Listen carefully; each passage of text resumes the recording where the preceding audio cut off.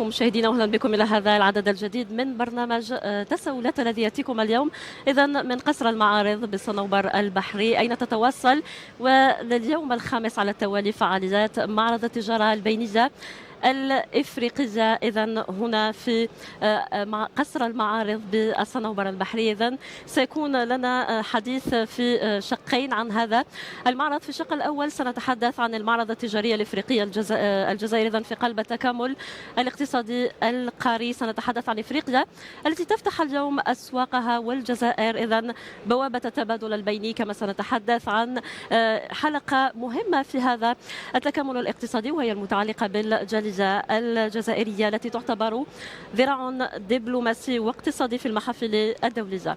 إذا كل هذه نقاط وأخرى مشاهدينا نسعد بمناقشتها مع ضيفي الكريم مؤسس المجلس العالمي للجالية الجزائرية كريم زغبي. Karim, bonsoir et merci d'accepter mon invitation. Merci de votre invitation. Je vous en prie, merci à vous. Alors, pour l'entame de cette émission, on fera simple, Karim. On va commencer par la question qui a été posée par le président de la République, Abdelmajid Tebboune, lors de l'ouverture de l'IATF 2025.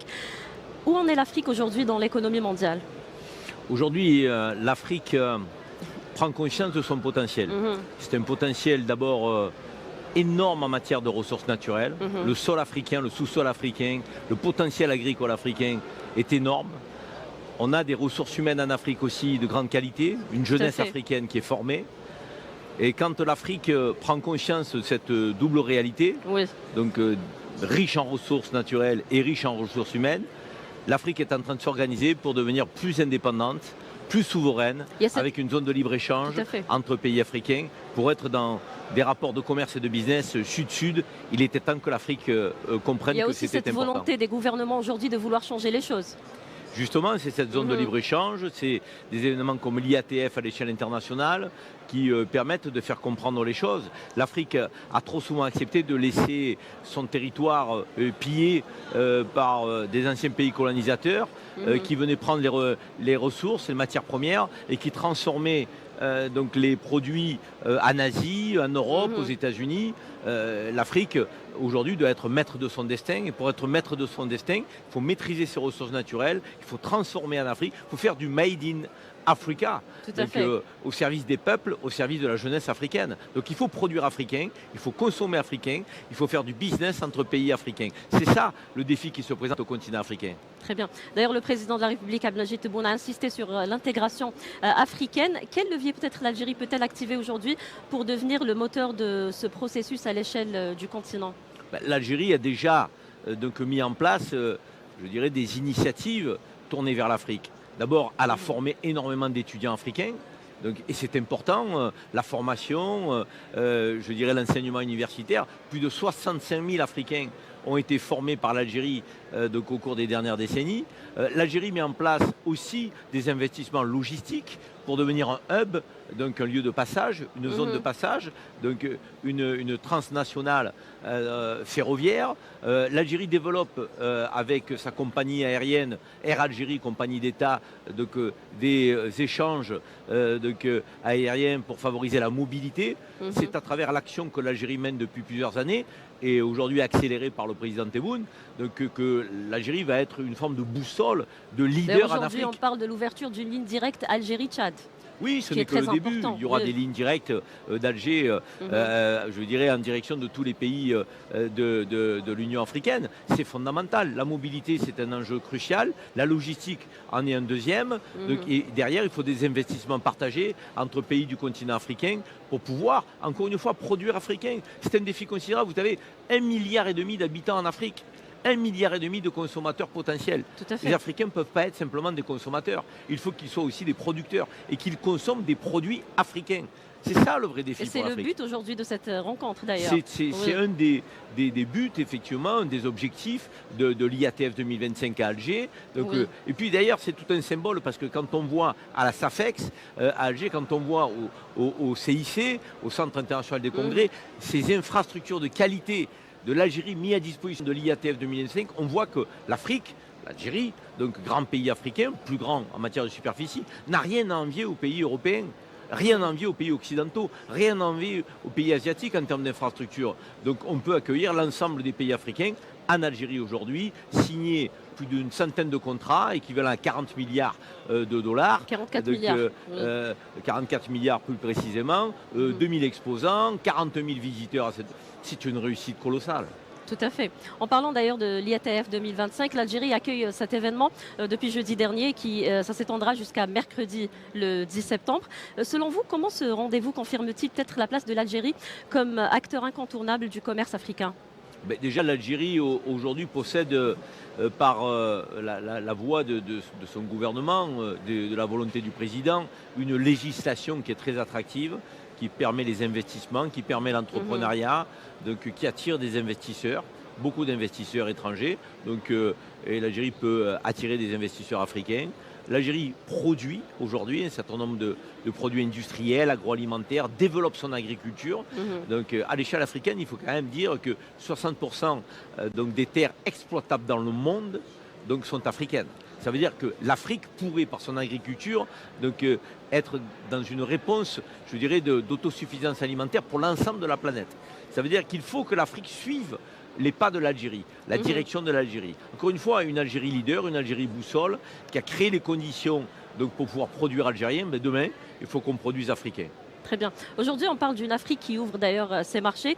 Concrètement, comment l'Algérie peut-elle se positionner comme une véritable porte d'entrée pour ces échanges intra-africains? Parce que l'Algérie a un positionnement naturel, qui est une plateforme d'échange, un hub. Par son positionnement. C'est une puissance méditerranéenne, l'Algérie, mais aussi c'est une puissance africaine. Et je dirais, dans son positionnement, elle peut à la fois être le lieu de passage des importations et des exportations vers l'Afrique. Donc l'Afrique, aujourd'hui, si elle produit, elle va répondre aux besoins africains, mais elle exportera. Et ça passera par l'Algérie. Et quand l'Afrique importe, ça passe aussi par l'Algérie. Donc l'Algérie est ce hub logistique qui va être une zone de passage quasi obligatoire pour, je dirais, servir et être en mesure d'être la plateforme logistique de l'ensemble du continent africain. C'est une place prépondérante, c'est un positionnement géostratégique unique qui est celui de l'Algérie, avec les ports, avec les lignes aériennes, avec la logistique ferroviaire. Quand on prend ces trois dimensions en matière de mobilité, en matière de, je dirais, de transport de fret, de marchandises, on voit que l'Algérie a un avenir qui est radieux et qui est rayonnant de ce point de vue. Très bien. Pour construire une belle chaîne en or, par exemple, il va falloir assembler plusieurs parties. C'est le cas pour l'Afrique aujourd'hui. D'ailleurs, on parlera de la diaspora, qui est un élément très important pour cette équation. Ben, la diaspora, c'est un élément fondamental. C'est 200 millions de personnes, la diaspora africaine implantée dans le monde. 200 millions de personnes. C'est 100 milliards de transferts financiers par an vers l'Afrique, la diaspora africaine.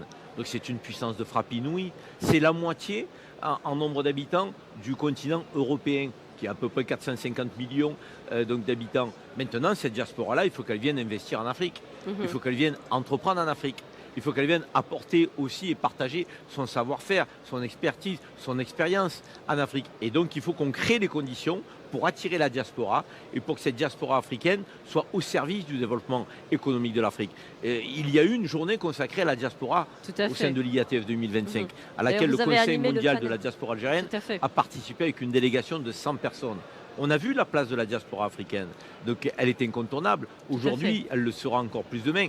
Et nous, Algériens, on a la chance d'avoir un président de la République qui a lancé des appels à notre diaspora pour qu'elle vienne investir, entreprendre, donc investir dans l'immobilier, dans le monde économique, dans le monde industriel, dans le monde agricole.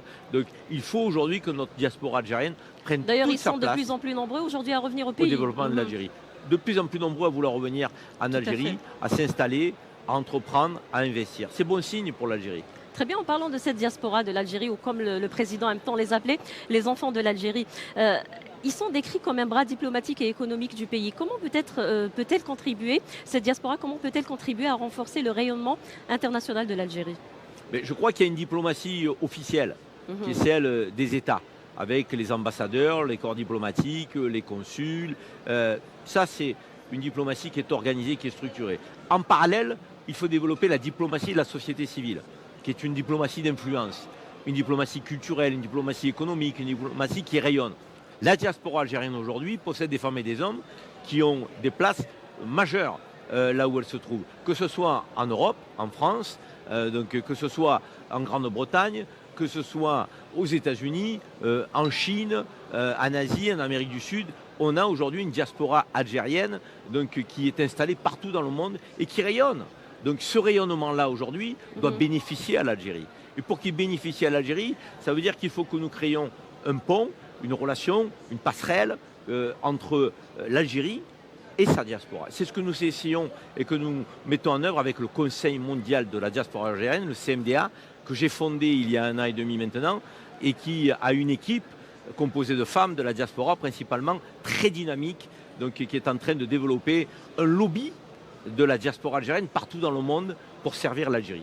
Très bien, cette diaspora aujourd'hui a besoin de quoi au juste pour revenir ici en Algérie et y investir? Elle a besoin d'être accueillie lorsqu'elle veut investir, d'être accompagnée.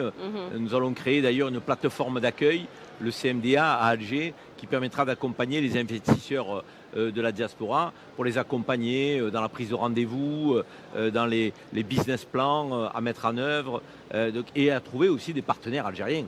Car les Algériens de l'extérieur et les Algériens de l'intérieur forment une seule communauté nationale. C'est la communauté algérienne. Et celle-ci, elle doit être unie, elle doit être forte en cohésion. Et on doit travailler main dans la main au service du développement économique de l'Algérie. Et bien sûr, lorsqu'on parle de diaspora, on parle de médecins, on parle d'enseignants, on parle de professeurs. C'est-à-dire, on ne parle pas d'une personne lambda. Il y a de tout. Et oui. Personne n'est à discriminer.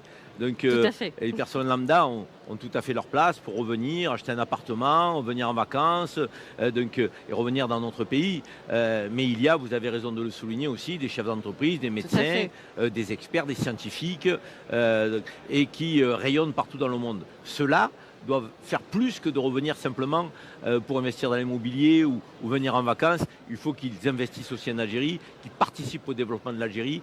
Les appels ont été lancés par le président de la République, relayés par les ministres. Donc cette envie étatique est là. Il faut que la diaspora de l'autre côté s'organise pour favoriser le retour de membres de la diaspora en Algérie. Très bien. D'ailleurs, à ce fait, le Premier ministre par intérim, Seferrip, c'est-à-dire il a accueilli la diaspora ou quelques membres de la diaspora qui sont actuellement en Algérie à l'hôtel Laurasie pour un déjeuner. À cet événement-là, il a évoqué 2500 personnes de cette diaspora qui s'intéressent aujourd'hui à l'investissement dans le secteur de l'automobile et même des pièces de rechange. Comment, Karim, transformer cette volonté en un véritable pôle industriel national ? Il faut à la fois identifier les besoins de l'Algérie et à la fois identifier les potentiels de la diaspora et mettre en connexion les deux. Quand on arrive à définir les secteurs dans lesquels l'Algérie a besoin d'expertise et quand on va chercher l'expertise au sein de notre diaspora, donc quand on connecte les deux, je dirais, enjeux, donc on arrive à faire en sorte d'aller plus vite, d'aller plus loin et de permettre à l'Algérie de gagner du temps. C'est bon sur l'industrie, l'intelligence artificielle, les nouvelles technologies, le savoir-faire agricole. Donc on a énormément d'ingénieurs agronomes, brillants, d'investisseurs algériens, de gens qui sont spécialisés aujourd'hui dans l'industrie aéronautique, automobile. Donc tout ce potentiel-là, il faut qu'on l'identifie et qu'on le mette au service de l'Algérie, ministère par ministère, de manière très méthodique. L'industrie, l'agriculture, les startups, les nouvelles technologies, l'intelligence artificielle, la formation professionnelle qui est un enjeu aussi important. Donc l'Algérie possède une jeunesse qui est formée, mais qui peut aujourd'hui performer aussi avec des formations complémentaires. Et si on arrive effectivement à apporter à la fois du rayonnement, de l'intelligence et des moyens financiers en investissement, je pense qu'on peut aller très très vite vers un développement exceptionnel de l'Algérie, mais aussi de l'Afrique. Parce que vous savez, en 1973, il y a un livre qui avait été écrit par un journaliste et un homme politique français qui avait écrit ce livre à deux. Quand la Chine s'éveillera, le monde tremblera. Mais moi, j'ai envie de vous dire que quand l'Afrique s'éveillera, elle deviendra la première puissance au monde. Parfait. Et pour profiter pleinement du savoir de cette diaspora, le gouvernement algérien aujourd'hui multiplie les dispositifs pour accompagner les investisseurs algériens de l'étranger. Quel mécanisme peut-être pourrait rendre ce soutien aujourd'hui encore plus efficace ? On a déjà des structures comme l'Agence de promotion des investissements qui est prête à accueillir des investisseurs.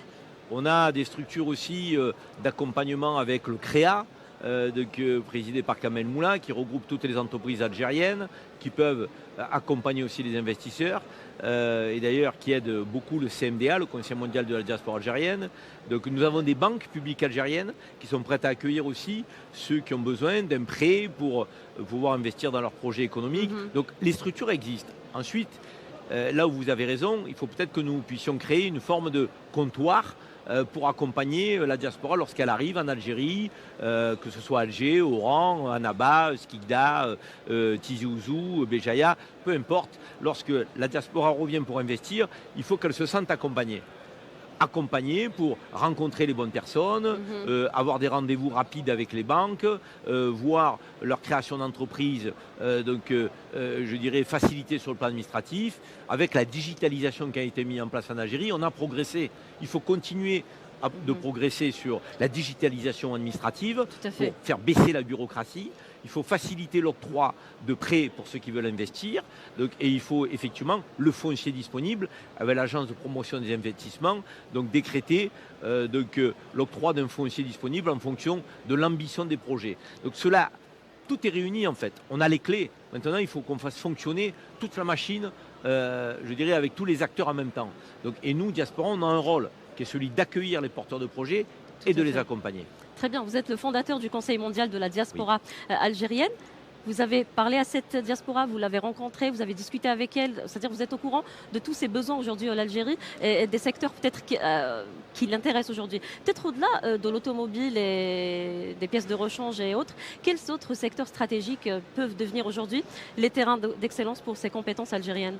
Je pense qu'en Algérie, on a 47 millions d'habitants avec une capacité aujourd'hui à consommer fortement dans le secteur agroalimentaire, dans le secteur de l'industrie, dans le secteur du tourisme, des loisirs, de la culture. Donc tous les secteurs peuvent être développés en Algérie. L'Algérie, c'est un terrain qui est, je dirais, exceptionnel pour un entrepreneur.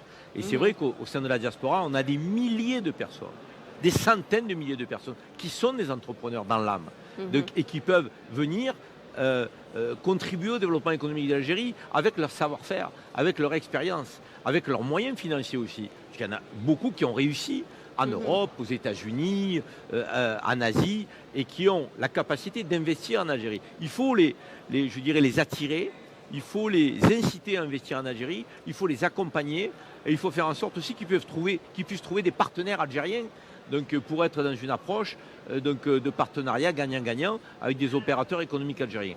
Tout ce travail-là, nous l'avons engagé.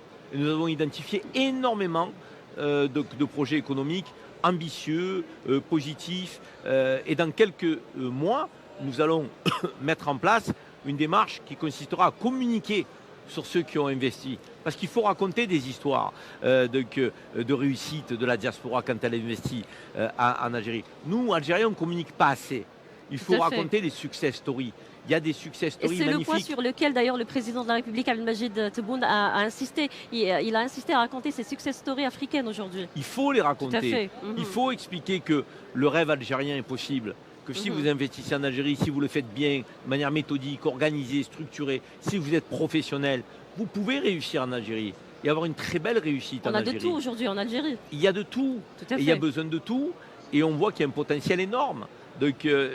On a aujourd'hui à la fois un potentiel humain avec la diaspora et des besoins en Algérie, un potentiel algérien qui ne demande qu'à être développé. Il faut qu'on arrive, nous, à mettre en connexion les deux. En plus des facilitations mises en place pour eux. Il y a une législation intéressante qui permet effectivement d'investir. Il faut utiliser la législation et les moyens que le gouvernement a mis en œuvre. Très bien. D'ailleurs, aujourd'hui, l'Algérie investit massivement dans ses infrastructures portuaires, ferroviaires et énergétiques. Tout à fait. En quoi ces projets peuvent-ils faire du pays la plateforme logistique de l'Afrique du Nord et du Sahel ? C'est une zone de passage, obligée. C'est la porte de l'Afrique. Vous avez des produits européens qui doivent être distribués en Afrique, le passage obligé, c'est l'Algérie. Et quand vous avez des produits africains demain fabriqués en Afrique, ce que l'on espère, le Made in Africa que j'évoquais, si vous voulez exporter vers l'Europe, c'est le passage obligé. Donc, que vous rentriez les produits, que vous les sortiez, le passage obligé, c'est l'Algérie. Donc, la plateforme logistique algérienne, elle est quasi naturelle.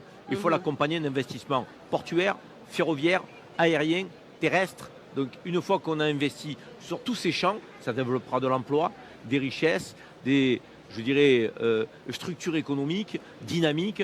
L'Algérie est un lieu, une zone de passage incontournable en Afrique.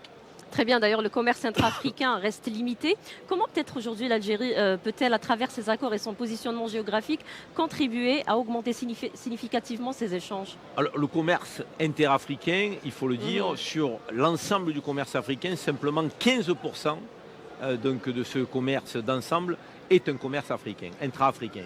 Alors que quand on regarde le continent européen, 65% du commerce européen se fait entre pays de l'Union européenne. C'est-à-dire qu'il faut augmenter les échanges sud-sud, augmenter la coopération économique entre les pays du continent africain. L'Algérie aujourd'hui est une puissance productive. Elle produit des produits agroalimentaires, elle produit en agriculture, elle produit en industrie. Donc il faut qu'elle se tourne vers l'Afrique. Il faut qu'elle se tourne vers l'Afrique massivement, avec des structures de distribution.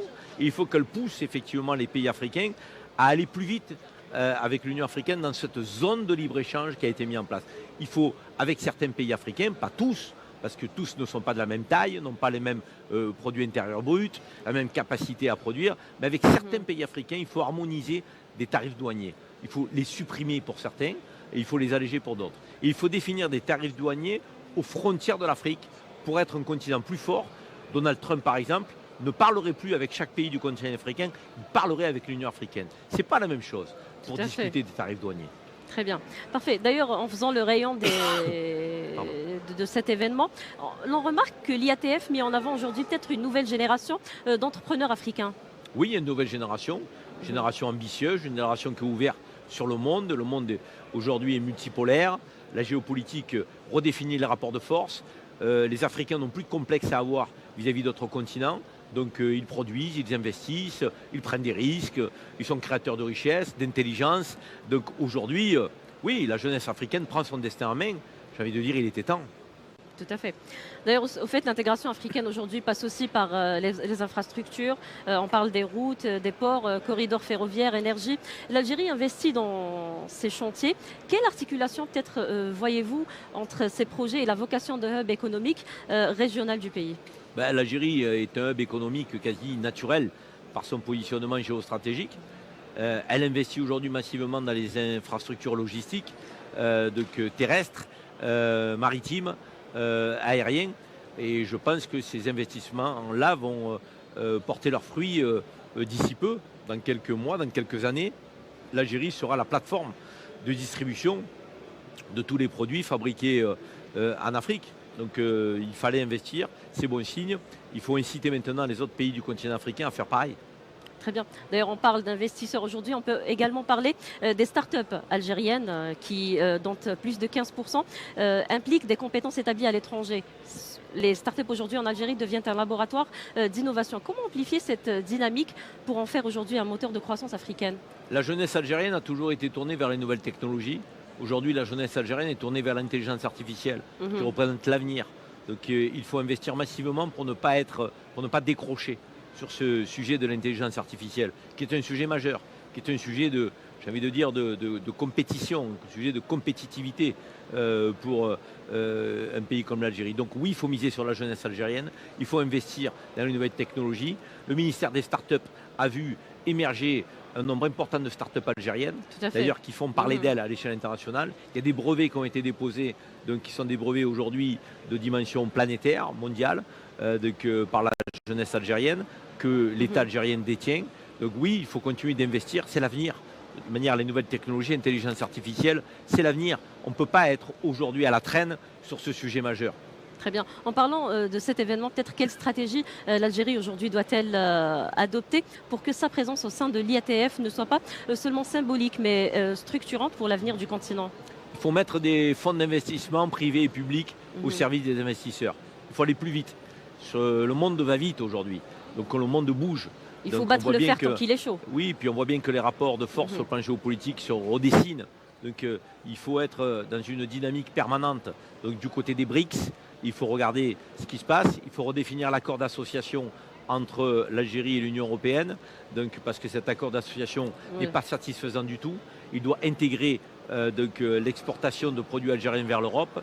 Donc il faut aujourd'hui accélérer la zone de libre-échange intra-africaine. Donc, il faut évidemment que l'Algérie donc s'appuie sur sa jeunesse, sur, nous le disions à l'instant, tout ce qui est nouvelle économie, nouvelle technologie, développement durable. Il ne faut pas construire et il ne faut pas produire comme l'Europe l'a fait. L'Europe a produit de manière désordonnée, donc en mettant en mal l'environnement. Il faut que le développement économique africain soit un développement vertueux, respectueux de l'environnement, respectueux des normes sociales, de normes sociétales. Donc c'est important que l'Afrique ait un développement, j'ai envie de dire, moderne, donc qui soit un développement porté sur l'avenir. Et on voit bien qu'avec cette jeunesse-là, elle aspire au respect de l'environnement, elle aspire à une production vertueuse. Donc il faut miser sur la jeunesse africaine. Très bien. D'ailleurs, Karim, pour finir, peut-être, quelle vision projetez-vous aujourd'hui d'une Algérie qui conjugue puissance économique, intégration africaine et mobilisation de sa diaspora pour s'imposer comme un acteur de référence dans la nouvelle architecture mondiale? Moi, je suis très confiant parce que l'Algérie possède des atouts qui sont exceptionnels. D'abord des atouts naturels, la grandeur de notre pays en superficie, donc le plus grand pays d'Afrique, 10e plus grand pays au monde. Des ressources naturelles et énergétiques qui sont enviées dans le monde, 7e producteur de gaz, 17e producteur de pétrole. Donc on a le pétrole vert avec l'agriculture, on a des terres agricoles algériennes qui ne demandent qu'à être exploitées et on a de plus en plus, je dirais, d'investisseurs sur le plan agricole. Donc on a un pays qui est fantastique de par ses régions, sa diversité, avec un tourisme, écotourisme, je parlais de respect de l'environnement qui doit se développer. On ne sera jamais pour le tourisme de masse en Algérie, il faut interdire ce tourisme-là. En revanche, il faut faire un tourisme qualitatif, un tourisme historique, un tourisme patrimonial. Donc ce tourisme-là, donc il faut le développer. Et puis, on le disait, il y a les nouvelles technologies, les start-up. Donc, il faut que nous soyons aujourd'hui leaders en la matière sur le continent africain. Donc oui, l'Algérie possède tous les atouts, donc j'ai envie de dire un peu naturels. Elle a un peuple qui est vaillant, qui est puissant, qui est fort, qui est formé aujourd'hui. Qui a un amour inconditionnel pour son pays. Qui a un amour inconditionnel pour son pays et qui possède 1 800 000 donc universitaires, de 98% des petits Algériens qui vont à l'école élémentaire, qui sont scolarisés, qui représentent l'avenir. Donc quand vous avez une diaspora de 7 millions de personnes à l'extérieur qui a le cœur qui bat donc pour son pays, donc on a tous les ingrédients pour que l'Algérie devienne à la fois une puissance méditerranéenne, une puissance africaine et un pays leader au sein du continent africain pour que ce continent s'éveille et soit parmi les plus grandes puissances de la planète. C'est possible et ça peut être très rapide. Vous savez, à l'échelle d'une génération, en 25 ans, on peut avoir un changement profond. Quand on prend la Chine... Aujourd'hui, le slogan Yes Weekend s'applique à l'Afrique. Oui, la Chine en 1973, c'était un pays pauvre, c'était un pays qui n'était pas développé, c'était un pays où les habitants n'avaient pas d'espoir. Donc 25 ans après, la Chine est devenue la 2e puissance économique au monde derrière les États-Unis. Donc le continent africain a un avenir et le leader de ce continent africain, ce sera l'Algérie. Très bien, Karim, merci d'avoir pris le temps de répondre à la question et merci d'avoir accepté l'invitation. Merci. Je vous en prie. إذن مشاهدينا فاصل ونعود لمواصلة هذا النقاش. إذا الافريقيه. اذا ننتقل الان للشق الثاني للحديث عن الIATF 2025. اذا الجزائر توسع حضورها في القاره بعقود وشراكات عبر مختلف القطاعات. سنتحدث عن التجاره البينيه الافريقيه، اذا منصات البي تو بي والبي تو جي، اذا تعزز الشراكات الجزائريه وتفتح اليوم افاقا جديده. كل هذه نقاط اخرى مشاهدينا نناقشها مع الضيف الاول في هذا الشق الثاني السيد محمد زروقي المدير التجاري لبنك الاتحاد الجزائري بموريتانيا. السيد زروقي، مساء الخير واهلا بك. مساء الخير. Merci d'avoir accepté notre invitation, Monsieur Zarouqi. Alors, pour commencer, l'édition 2025 de l'IATF a été marquée par une forte présence algérienne. C'est-à-dire, quels signaux cela envoie-t-il aujourd'hui sur le continent? Et africaine aussi. Tout à fait. De ce que j'ai constaté, il y a une très forte présence. C'est un événement consacré au continent. J'ai constaté quand même une présence de très très importante de sociétés africaines, de grands groupes africains, de grandes banques africaines, et qui augure quand même une réussite de cette édition. Très bien. On parle aujourd'hui d'intégration bancaire africaine, mais sur le terrain, peut-être l'accès à ce financement reste un peu compliqué. Comment transformer peut-être aujourd'hui ces annonces en solutions concrètes pour les entreprises algériennes qui veulent aujourd'hui exporter? Bon, l'exportation est enfin soit un objectif de nos pouvoirs publics. Donc il faut sortir de notre pays. Pour sortir de notre pays, il faut bien qu'il y ait un marché. Le marché porteur actuellement, c'est le marché africain. Donc le développement devrait se faire vers le sud. Donc il y a beaucoup de niches, il y a beaucoup de besoins qui sont ressortis, qui sont ressentis par les populations dans toute l'Afrique. Donc, à travers ça, nous souhaitons, nous, en tant qu'Algérie, c'est-à-dire aller vers la concrétisation de certains contrats et plutôt pénétrer ces marchés en termes de mise sur ces marchés-là de nos produits. Au niveau, c'est-à-dire en parlant de la Mauritanie aujourd'hui, vous avez des demandes d'exportation? On a énormément de demandes de Mauritaniens. On a énormément de demandes qui viennent d'opérateurs mauritaniens ou d'entreprises mauritaniennes ou d'importateurs mauritaniens qui s'alimentent de partout dans le monde. Donc je vous dis par exemple, pour le marché mauritanien, c'est un marché... c'est un marché de 4 à 5 millions d'habitants, c'est vrai, mais il dépend à 95%, voire plus, de l'importation. Au-delà du fait que le marché mauritanien est demandeur, le Mauritanien lui-même est connu par sa qualité de commerçant. Donc, on parle de consommateurs aujourd'hui, voilà, tout à fait. Les plus grands commerçants d'Afrique de l'Ouest sont des Mauritaniens, donc ils sont installés partout en Afrique.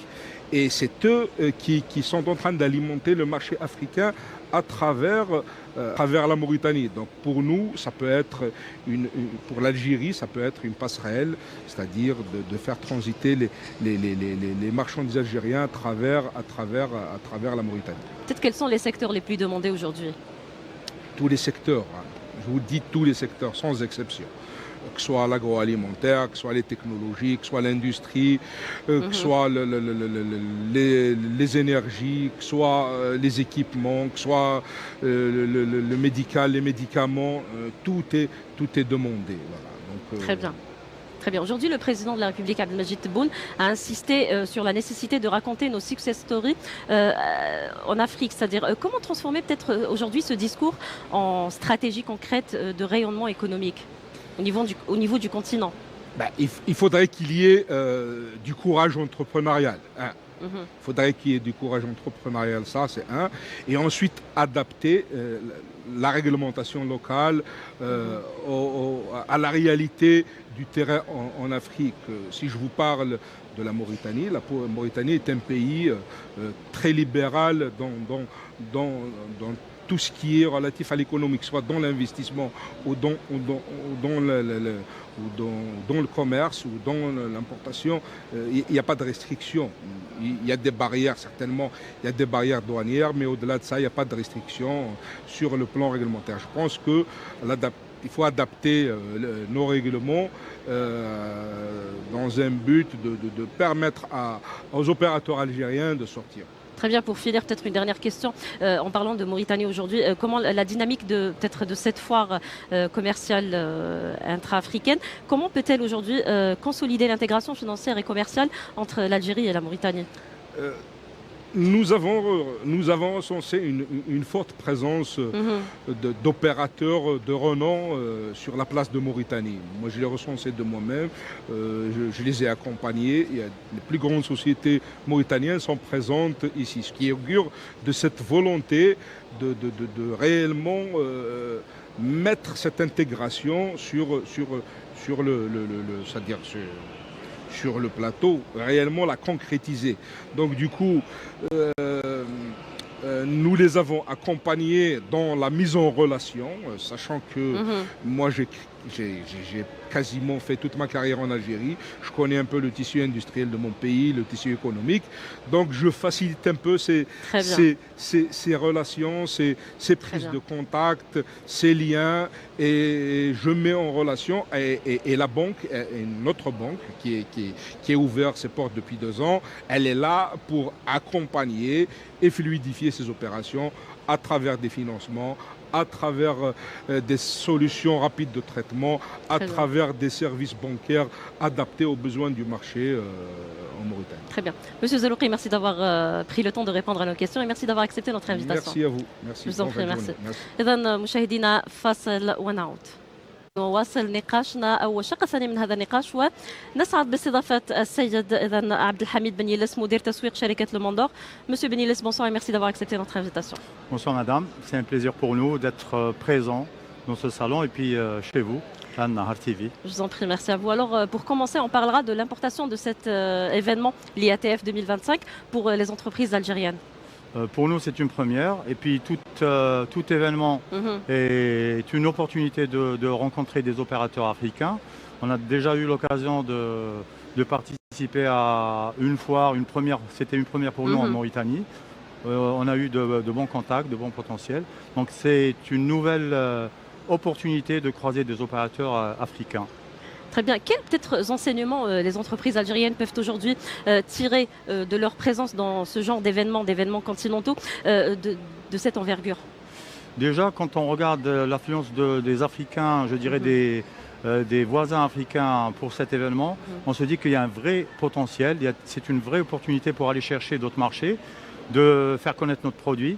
Je ne vous cache pas que depuis les 5-6 dernières années, il y a eu une explosion, je dirais, de production nationale en termes de qualité et de volume. Très bien. Vous, en tant qu'entreprise algérienne, peut-être comment évaluez-vous c'est-à-dire la participation à ce genre d'événement? Pour nous, la marque Mondor, c'est une boîte familiale, donc très peu connue il y a une dizaine d'années. Mais on a développé quand même un essor ces dernières années. Exactement, on a développé la gamme, on a plusieurs catégories dans l'agroalimentaire. Et puis c'est l'occasion pour nous vraiment on est connu sur le national. Ce genre d'événement vous donne aussi de la visibilité pour les entreprises. Exactement. Beaucoup demandent ce que c'est nos produits, demandent des catalogues, posent plein de questions sur ce qu'on fait et notre capacité surtout de production. Très bien. L'IATF est présenté comme une plateforme incontournable pour la coopération africaine. Quelle perspective peut-être réelle cela ouvre-t-il pour l'Algérie aujourd'hui? L'Algérie se tourne très souvent vers le nord, vers l'Europe. Alors qu'on oublie qu'on a des voisins qui sont juste à côté, à droite et à gauche, et puis plus en bas vers le Sahel. Aujourd'hui, les choses ont changé. L'Algérie se tourne vers le continent africain. Vers le continent africain. C'est là où se passe le business, c'est là où est la croissance et c'est là où il faut taper et aller chercher une croissance. Ce qui est très important aujourd'hui, c'est qu'il y a aussi cette volonté non seulement des peuples, mais aussi cette volonté politique, la volonté des gouvernements d'aller de l'avant et de faire quelque chose. Ça, on le ressent, et on le ressent très fortement. On est poussé à aller chercher des foires, à aller participer dans des foires internationales, mais spécialement vers le sud et non pas vers le nord, alors que d'habitude, on était plus tourné vers l'Europe. Vous, en tant qu'entreprise algérienne, vous êtes intéressé par le marché africain? Énormément. On a une forte pression de notre PDG d'aller chercher... Vous avez entrepris peut-être des démarches pour aller dans ce sens? On a déjà envoyé on a eu plusieurs contacts. On a envoyé nos produits avec des échantillons là-bas pour les tester, pour regarder la qualité et surtout voir le comportement de notre produit dans les marchés voisins. D'ailleurs, vous avez participé à un événement en Mauritanie. Peut-être comment vous avez ressenti, comment évaluez-vous peut-être votre participation à l'événement qui s'est tenu en Mauritanie? En Mauritanie, on a eu de bons contacts. Nos produits, quand on a bien visité... Le produit algérien est demandé? Le produit algérien est demandé. Il y avait une totale méconnaissance de notre produit, de la qualité et de la variété de nos produits.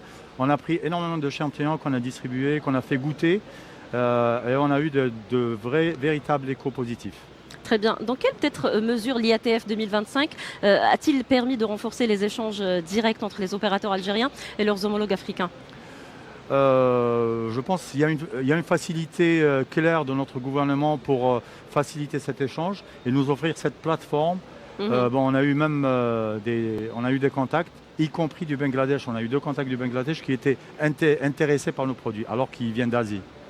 Très bien. Peut-on dire aujourd'hui que cette édition a peut-être marqué une étape importante dans la manière dont l'Algérie se positionne sur le marché africain? Je pense que c'est un message fort que notre gouvernement veut lancer aux opérateurs africains, juste pour montrer la qualité du produit algérien et puis sa capacité à s'adapter et sa capacité à couvrir ce marché.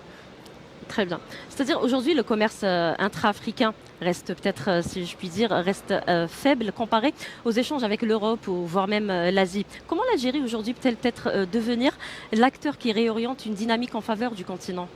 Je pense qu'un des piliers sur lesquels on devrait vraiment investir, c'est la logistique. Très souvent, on voit qu'il y a des transbordements, enfin quand on envoie un conteneur en Afrique, il y a des transbordements qui se font plus à Marseille ou à Barcelone, alors que nous, on devrait se retourner vers le sud. Il y a la route que... Il y a des projets dans ce sens Il y a aujourd'hui. des projets, oui, qui vont aider énormément sur cette partie. Peut-être comment ces projets peuvent-ils vous aider, vous, en tant en tant qu'entreprise algérienne? La partie logistique est importante, donc on est en manque réel sur ce pilier. On devrait investir dessus. Nous, on est prêt à couvrir ce potentiel en volume. Il reste juste ce support, je dirais, logistique. Très bien. Y a-t-il d'autres difficultés, peut-être, autres que la logistique? Je pense que non. Enfin, il y a eu l'ouverture de la banque, d'une banque algérienne en Mauritanie. Au Sénégal aussi. Au Sénégal aussi. La Mauritanie, le potentiel, c'est qu'il y a une faible population, on parle de 4 millions d'habitants, alors qu'il y a une porte qui s'ouvre vers le Sénégal, vers la Guinée et vers cette partie qui est couverte par nos voisins et pas par l'Algérie. D'ailleurs, nous venons de recevoir juste avant vous le directeur de la Banque d'Algérie en Mauritanie, M. Zarouki. En parlant peut-être du produit algérien, il a constaté une forte demande au niveau, c'est-à-dire en Mauritanie. Les gens là-bas, ils demandent vraiment le produit algérien. Pour ce qui nous concerne, le fromage spécialement, il y a une très très faible présence de toute gamme, je dirais, de produits. Il y a quelques gammes qui viennent d'Europe. C'est beaucoup plus du déstockage qu'une vraie relation, je dirais, commerciale avec un pays aussi important que la Mauritanie. La gamme de produits qu'on offre, elle répond parfaitement à une demande locale, du marché local mauritanien. Très bien. D'ailleurs, en parlant de cet événement, l'IATF 2025, aujourd'hui, il met en avant une génération d'entrepreneurs africains, c'est-à-dire une nouvelle génération de ces entrepreneurs. Peut-être, comment l'Algérie peut-elle faire émerger ses propres champions économiques capables de rayonner au-delà des frontières nationales? Je pense qu'investir sur la jeunesse, il y a une jeunesse d'entrepreneurs qui sont vraiment là avec des idées innovantes, avec un vrai potentiel, je dirais, d'innovation. C'est là où il faudrait qu'on mise. Il y a une jeunesse qui est prête et qui est prête à investir, qui est en train d'investir. C'est là où il faut pousser et c'est ce levier qu'il faut utiliser. Très bien. Un dernier mot, quelque chose à ajouter? Un dernier mot, pour nous, c'est une vraie opportunité. Donc on est en train de faire goûter nos produits au niveau des stands. On est sponsor ou fournisseur officiel du food court, là où il y a les restaurants et tout ça. Une belle interactivité avec les opérateurs économiques pour faire connaître notre marque et décrocher des marchés. Très bien, Monsieur Benilis, merci d'avoir pris le temps de répondre à nos questions. Plaisir pour moi. بليزير بارتاجي ميرسي. إذا مشاهدينا بهذا نصل لنهاية هذا العدد. شكرا على كرم الإصغاء والمتابعة في رعاية الله. تغطيتنا لا تزال متواصلة أيضا لفعاليات هذا المعرض، معرض التجارة البينية لإفريقيا على قناة النهار. ابقوا معنا في رعاية الله.